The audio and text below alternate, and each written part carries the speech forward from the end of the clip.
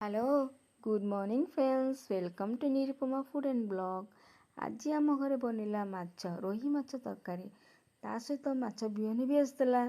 तो फर्स्ट मु माछरे हळदी लुण गोळीदेली आउ चिल्ली पाउडर मध्य गोळै नेली आउ सोरिष तेल मध्य ऐड करनेली। तब माछ बिहन को मध्य से भली भाव चिल्ली पाउडर हळदी लुण स्वाद मुताबक आ बेसन ऐड करदेली ताकू मध्य भल भाव गोळै नेली।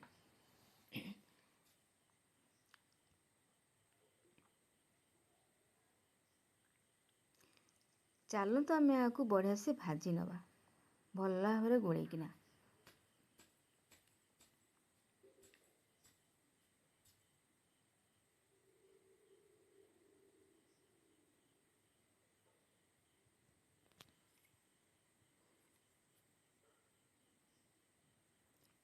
मो प्रोसेस रे मो स्टाइल रे मु ये तरकारी बनेबी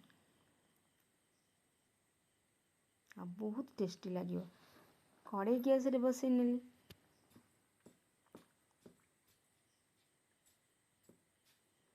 तेल गुड़ी को माछ गुड़ी को गोटा गोटा करी फ्राए कली। ता मझिरे माछ बिहन को मध्य ऐड करके भाजिली।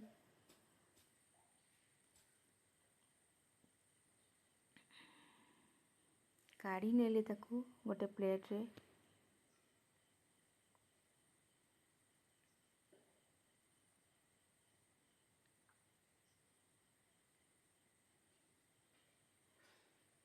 माछ बिहन माछ को तल ऊपर गोटा गोटा करी भल भाव मु भाजीदेली। ता चारि पाखरे तेल बुले देली।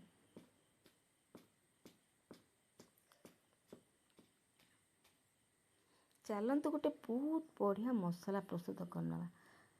टिके जीरा अल्प किछि सोरिष रसुण कंचा लंका अदा ये सब को भल से आम बाटी नेबा। तापर आलू मध्य आम जी आम पकईबा जी आम आलू भाजी नेबा। तापर से कड़े रे टिके तेल फुटेकी पियाज जारीदबा हलदी ऐड करनबा स्वाद मुताबक लुण ऐड करनबा जो मसला आम बाटी ना ताकू ऐड करना। तापर आम चिल्ली पाउडर धनिया पाउडर जीरा पाउडर ये सब को ऐड करनबा। काठ मसला तेजपत्र आउ गोलमरीच ये सब को आम ऐड करनबा। तापर आम टिके भल भाव जारी दबा। चिकन पाउडर मध्य ऐड करदबा।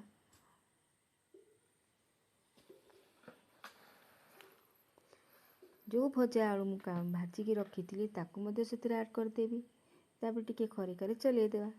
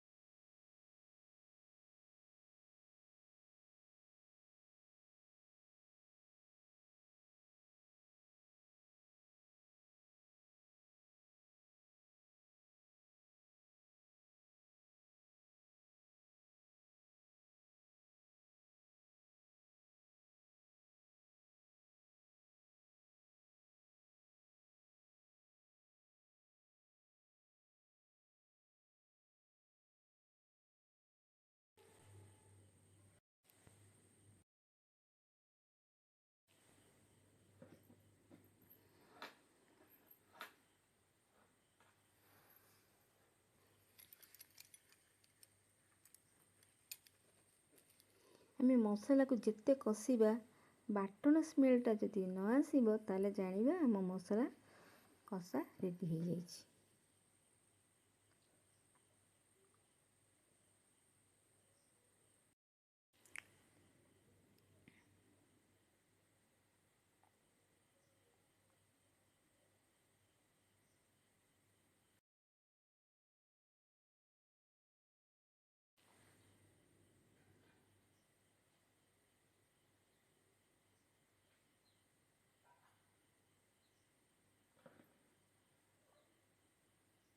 ଏବେ ଆମେ ଆବଶ୍ୟକ ମୁତାବକ ପାଣି ଆଡ଼୍ କରିଦେବା,